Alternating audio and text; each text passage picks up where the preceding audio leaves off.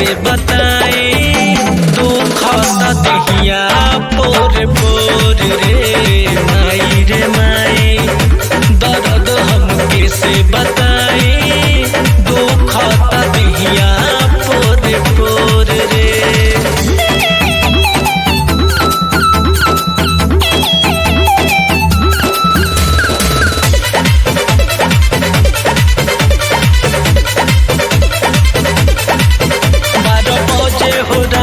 के रंगीन बात बोलैलू साड़ी में कहलू वही है जान खूब करी हनेवान भर के अकबारी में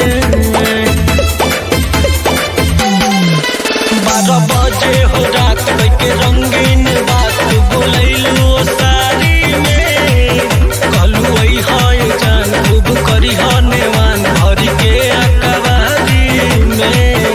तोर भैया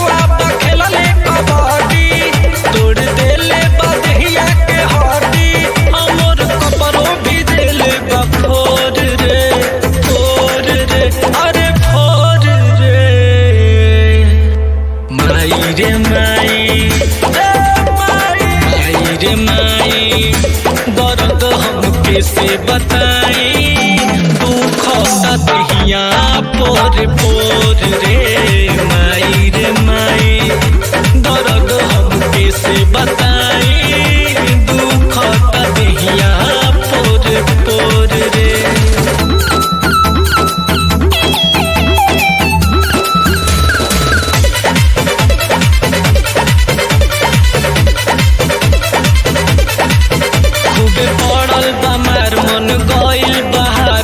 भीतर से जुआ भी डरे इहे सुनील कहे सावधान तू रहे प्यारे अब नाही केहू से करे।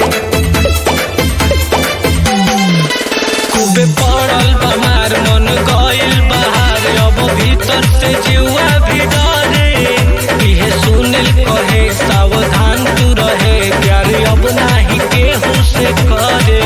कैलू विक्की से घात बड़ी मन करे कि दी तो है गारी अब छोड़ दे तू पीछा मोर रे आरे मोर रे